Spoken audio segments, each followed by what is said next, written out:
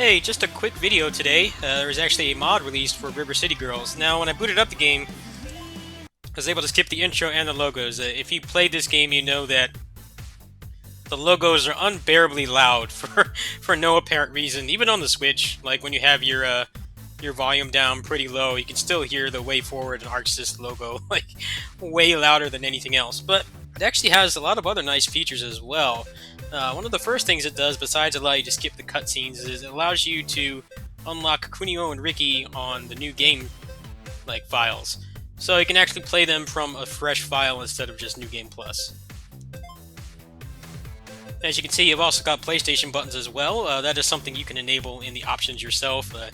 I think most people still use an Xbox controller or X-input controller for PC games, but if you're like me and you use a DualShock 4, then it's definitely a nice thing to have.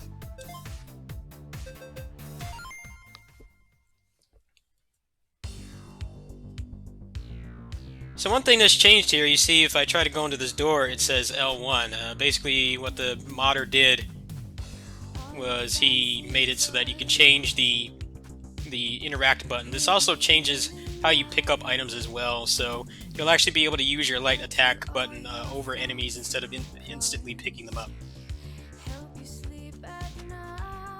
Now the big one is damage numbers. You know, this game is very unclear on if you're actually doing any more damage at all, or what moves actually do more damage.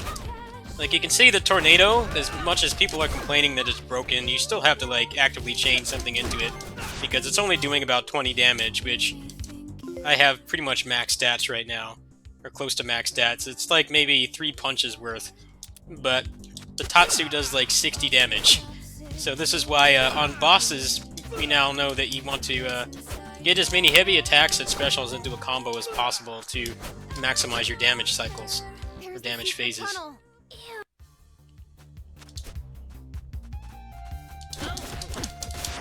So let me knock some guys down and I'll show you the new feature. See, I can attack right over them, but if I push L1 over them, it will actually do the human weapon move. So definitely a massive improvement over the way the game is right now.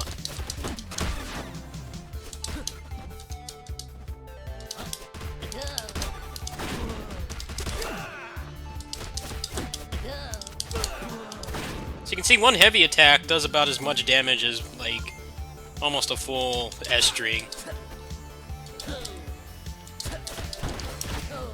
So this is what's really nice, is that you can use your light attack button over them now instead of having to constantly worry about human weapon.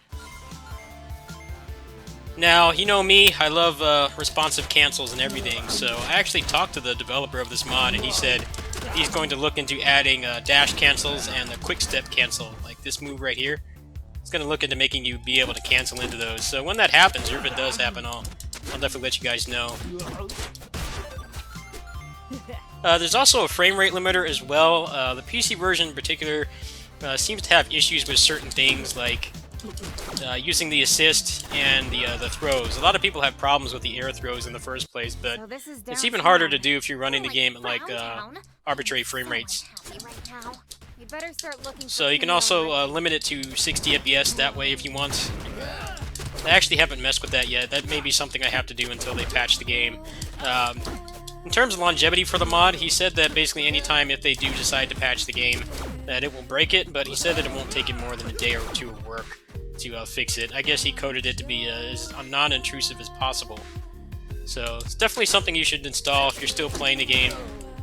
Hopefully he gets those cancels in there, but who knows if that's something that's viable or not.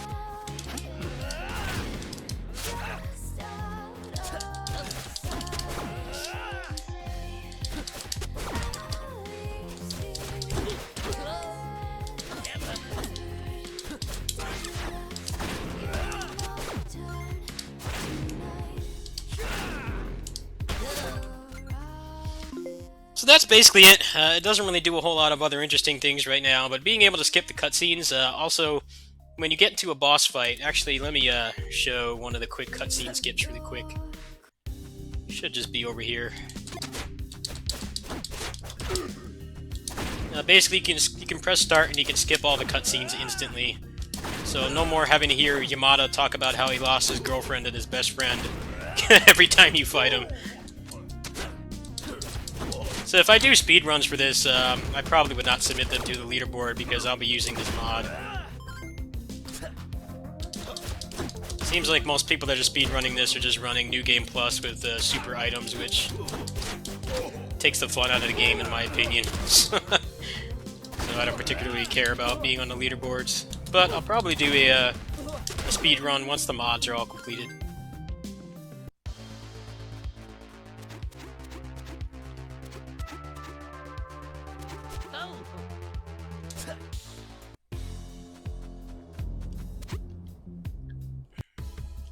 Alright, so there'll be a cutscene coming up here.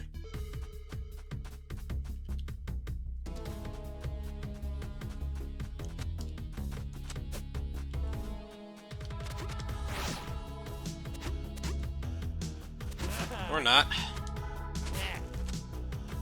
Must have went out of order.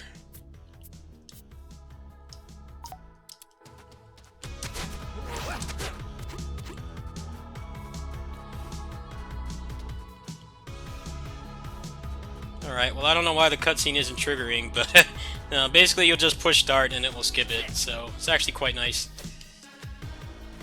Anyway, that's basically it. I will update more as he continues to update this mod. More specifically when he adds the cancels. He's looking to add more quality of life things as well, but just being able to skip the cutscenes, skip the logos, change the PlayStation buttons, and change the transition button actually goes a long way towards making this game more accessible and less frustrating. So I'll keep you guys posted. I have been busy with my kitty sitting job.